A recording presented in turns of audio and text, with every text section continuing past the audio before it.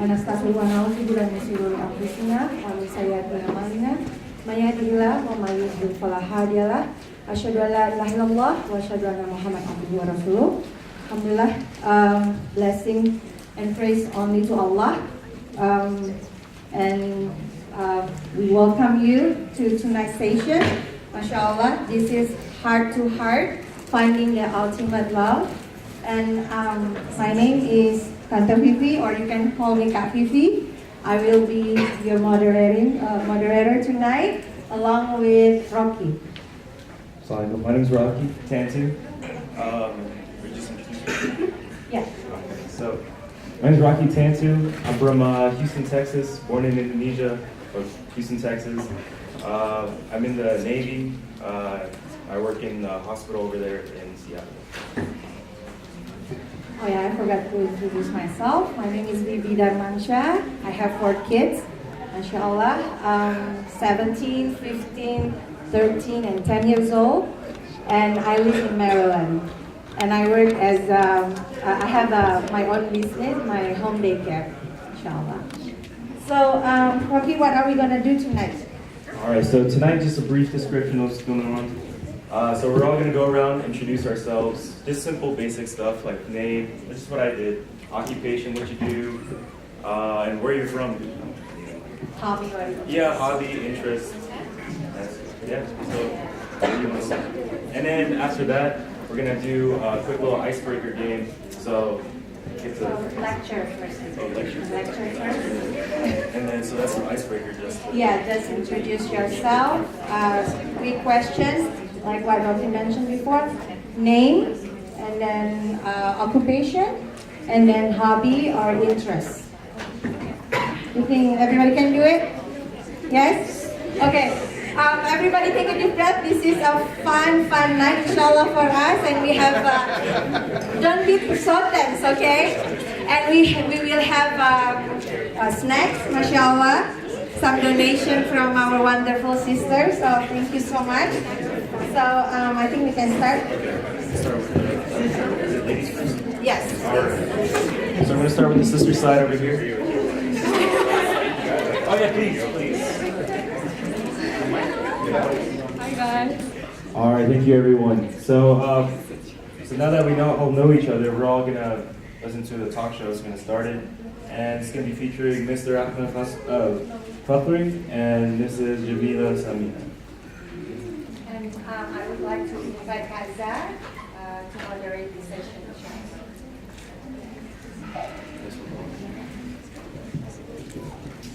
Hello, Assalamualaikum warahmatullahi wabarakatuh. Yeah, you guys can call me Auntie Zah because I have 4 kids. The oldest is 25. Maybe I'm looking for one of the candidates here for my daughter and son. Okay, so Alhamdulillah. I'm so happy to be here. Very blessed. So Alhamdulillah, Auntie Zah is from Colorado. So yeah, I am an instructor at the University of Colorado in Boulder, and I'm kind of shocked with all of you because why? None of you said that your hobby is statistics, because that's what I am teaching. Okay, so I'm good. I'm looking forward for a statistic person in here, but unfortunately no. But I know that Budi is mathematics, and I think one of you guys are in mathematics earlier as well. Statistics minor. Oh, you guys are okay. Yeah, okay. I love you. So yeah, alhamdulillah. We are here. I mean, we are very fortunate to be here in a beautiful Colorado. I think for those of you who were in the opening ceremony last night, kind of listen a little bit about, briefly about my story. Who have been here for 25 years. I have been living in 6 states. Got my 2 masters, doing my 2nd PhD, and Alhamdulillah, this is the best state ever for me. So we are so blessed to be in the beautiful state of Colorado, and Alhamdulillah to be with many beautiful, handsome guys here. And of course, we are so blessed to be with our wonderful prominent scholars, as what Rocky introduced it to us earlier. Mr. Ahmad Fakhri and also Puan Jamilah Samian. Okay. They both are scholars in, I would say their focus is pretty broad, generally in terms of the family, communication, parenting, leadership program, and so forth. Ahmad Fakhri being a guest at many local broadcasting stations in Malaysia, and Puan Jamilah, as well as Ahmad Fakhri, have been co-authored several books. Okay, actually before I forget, okay, and I do have a tendency, you know, with statistics and stuff, my capacity up here is not that much left. So I better introduce to you guys the book at this moment. Ahmad Fakhri and Puan Jamilah wrote this book, and they do have several copies of the book. I think it's $12, right? Yeah, $12 per copy. We do have the Malay version as well as the English version of the book. Very limited copies that they brought with them here. So for those who are interested, not only you will get the book, you will get a free signature from the authors. Okay? So please come by at the end of the program if you need to get a copy of this limited book that they brought. Okay? So I think, of course, I have not introduced them with, as I mentioned earlier, they are prominent speakers in Malaysia, and they've been traveling all over the world to give speeches about parenting, about cool mom, cool dad, as well as in terms of, the tonight topic that we are having for tonight, in terms of how to, let me just kind of introduce them so they will talk about it better, because I think I forgot about all those topics, because for me it's been like 20-some years where I get engaged or involved in the topic that we are chosen for tonight. Okay, so without further ado, please give a warm welcome to Encik Ahmad Fakhri as well as Puan Jamilah Samian.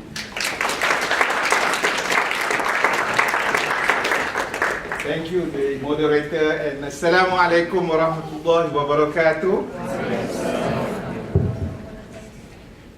It was in 1983 during the MISG convention where I met my future wife. Is there love during convention? Possible if you decide to look for it. Tonight is, for those of you who have no clue why you are here, the clue is that we are trying to understand about love, and in the spirit of the journey of our life will continue.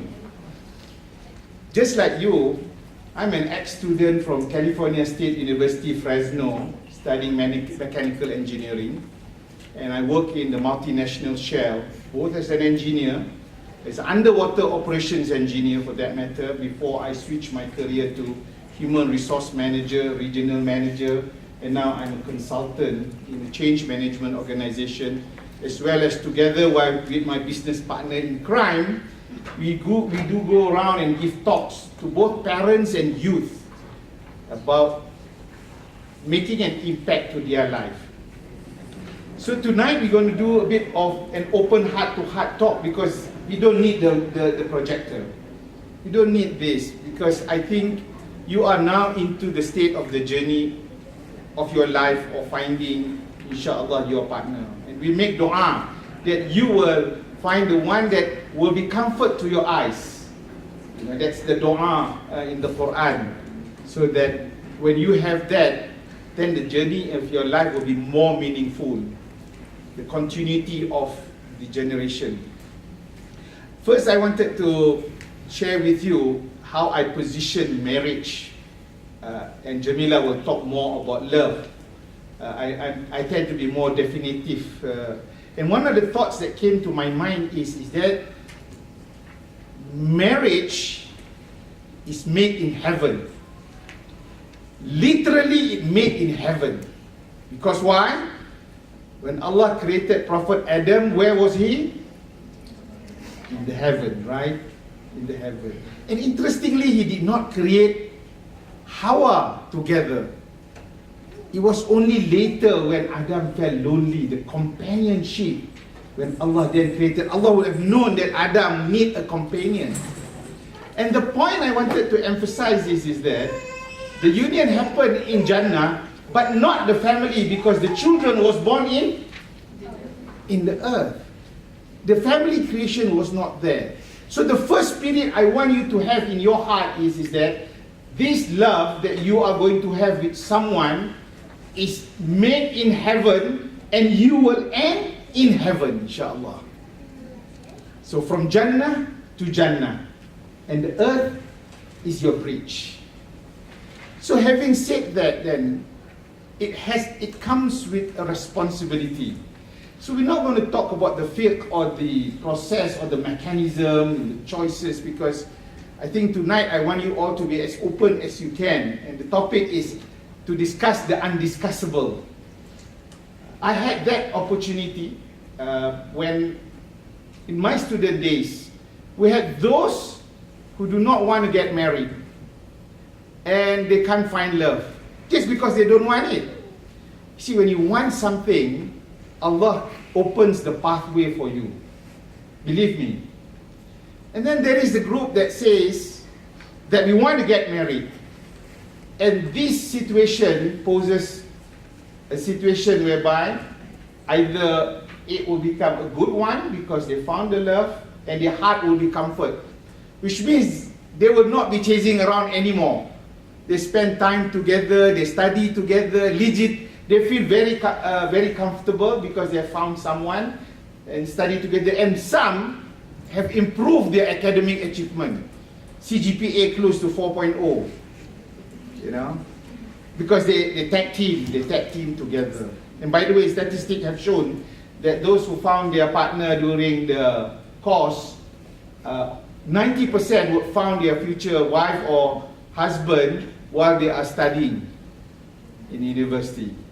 That's statistic which may have not been confirmed, but it had a strong say because most of my colleagues that I've seen, because when you work, it's kind of challenging to find someone because you're looking for that compatibility.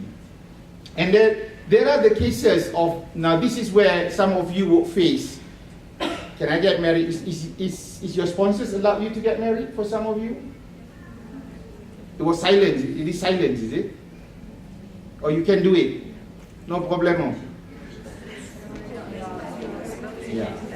As long as you get your CGPA and you got your graduation, right? That's the way in our case, because then it may impact your studies. So again and again, the situation that I wanted to say is that for our case, I was in Fresno and my future wife was studying in Terre Haute, Indiana. That's a very far location, and they don't have Skype nor WhatsApp. No smartphone in those days. We use aerogram. It comes about a couple of days later after we did some fact finding. I'm as a guy who I'm not good in finding girls, by the way. I come from a school where it's all boys, so I don't know how to date. I'm very honest to you that, and probably this seems like a confession now. But there is one thing that I know very well. There is one thing that I know very well. That I'm the only son of 2 children. And I knew that I asked Allah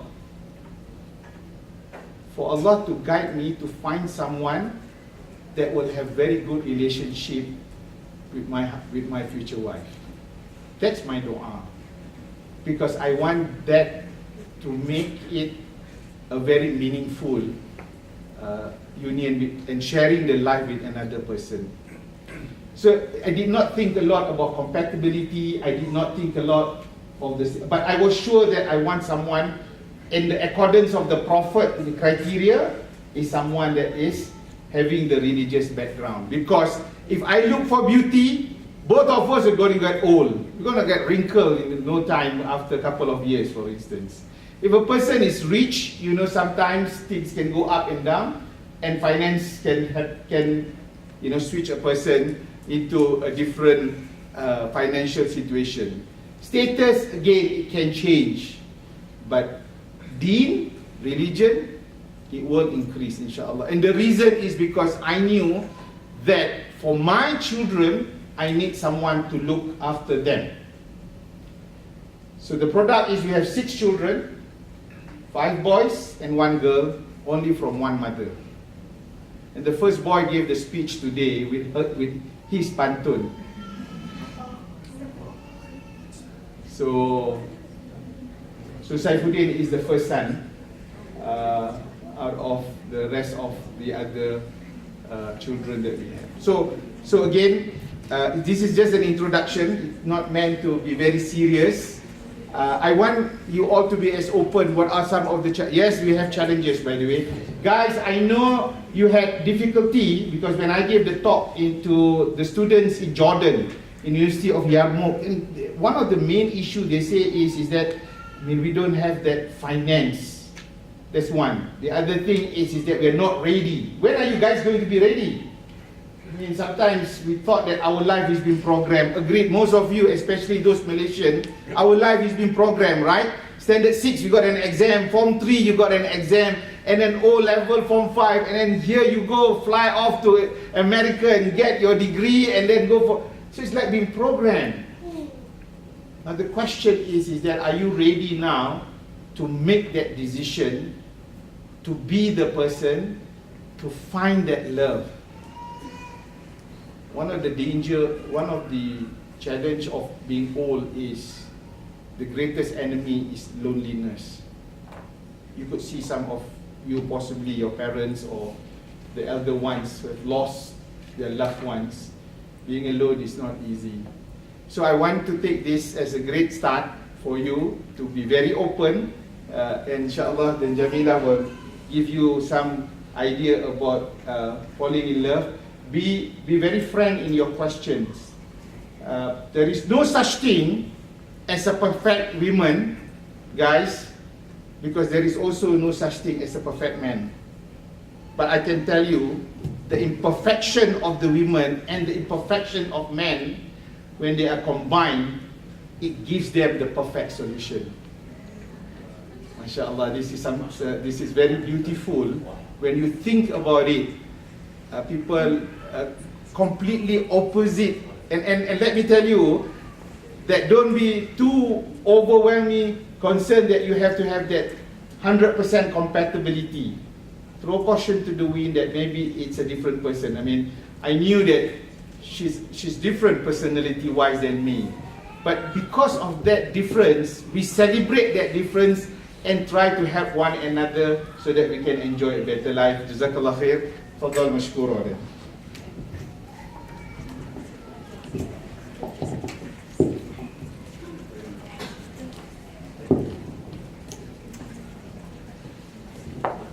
Bismillahirrahmanirrahim. Rabbi shrah li sadri wa yassir li amri wahlul 'uqdatam min lisani yafqahu qawli.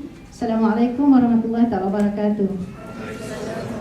Brothers and sisters, anak-anak, I think it should be anak-anak, right? You are like my daughters and my sons in terms of age. I feel very honored and privileged to spend this very short time with you. And from the bottom of my heart, I sincerely hope that although our time together is very short, it will be a very beneficial session, because I'm certain that each and every one of you here, you come from different backgrounds. You have different unique situations, but the most important thing is that our niyyah is the same, right? We have good intentions, and that is why we are here in the first place. I prefer to call myself auntie actually, because I feel like your mother, right? So, Uncle Fakhri, if I may call him Uncle Fakhri has given some introductory thoughts, and I would like to add to that with the idea of deal makers and deal breakers. And sometimes, you know, when you are looking for that special person, sometimes it could feel so overwhelming. You're not too sure who you talk to. Is a very confidential thing, isn't it? And sometimes you get embarrassed, you feel shy. So I want to just touch on this very important factor. You see, deal makers and deal breakers are very important.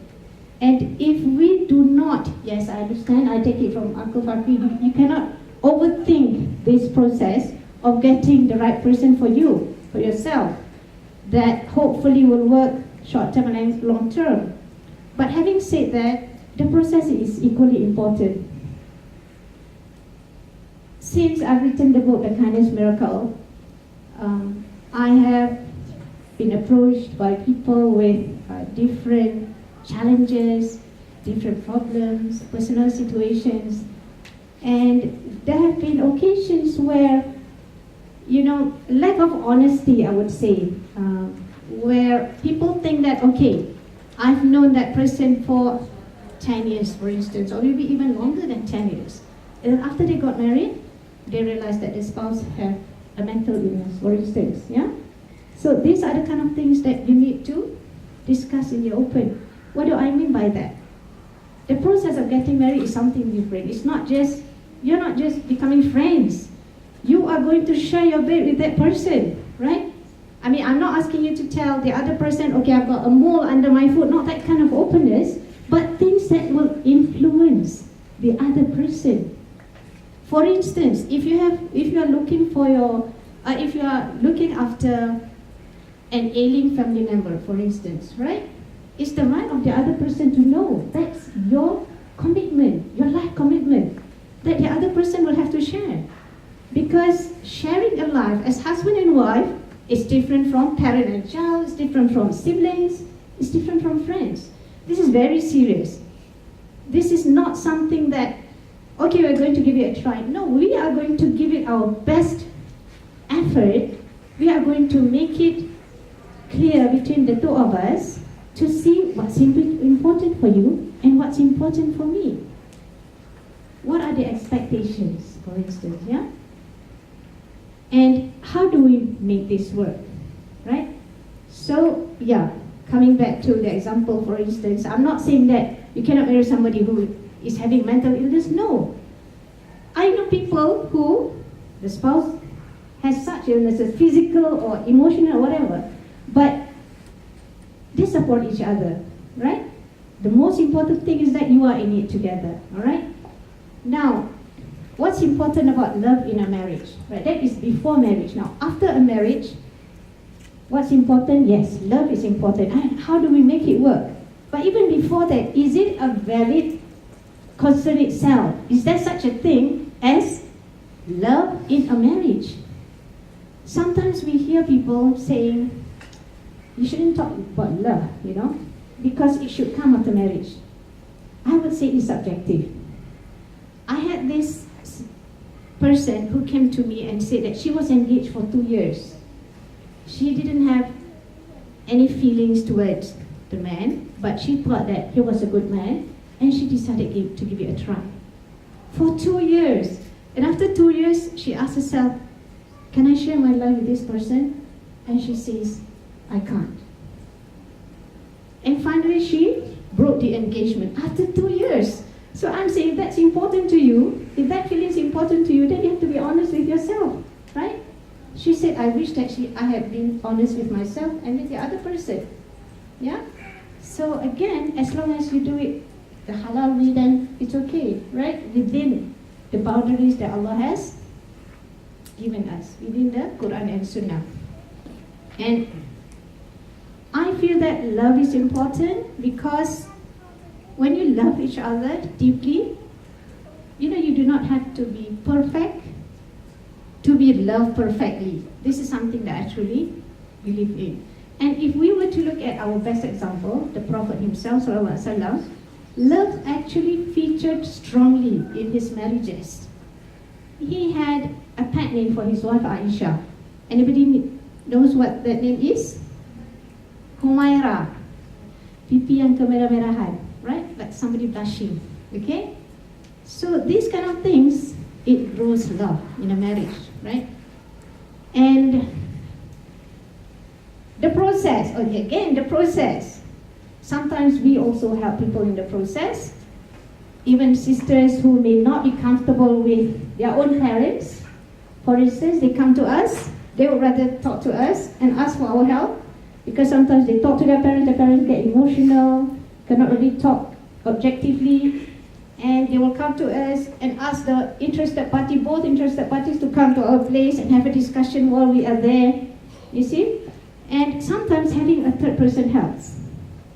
And by a third person, I mean, what is the criteria of a third person? Having a third person who is neutral, yeah? It cannot be somebody who has interest, in the sense where, okay, maybe a family member of the man who says, yeah, that man is very good, you know, he's so good, you will not find something else, you will not find another person like him, for instance. It could be something biased. So you need somebody who is neutral and not biased. It helps. Why? Because sometimes when you're in love, you cannot think rationally, to be honest. And this is something that science has proven. Where your brain is so bathed with hormones that you become blind. Have you heard of the saying, love is blind? Do you know that this is true? It is true. It's scientifically proven. And that is why the first few weeks of marriage, the earliest part of marriage, and when you're engaged, when you're so much in love, you don't notice anything wrong with the other person. Right? And over time, this chemical that bathes your brain, it becomes less and less. And you begin to see the person as who he or she is. That is why it's really good if you have a person who can advise you, an elder or somebody whom you can trust, who can guide you. Okay? Right, I think that would be enough for an introduction.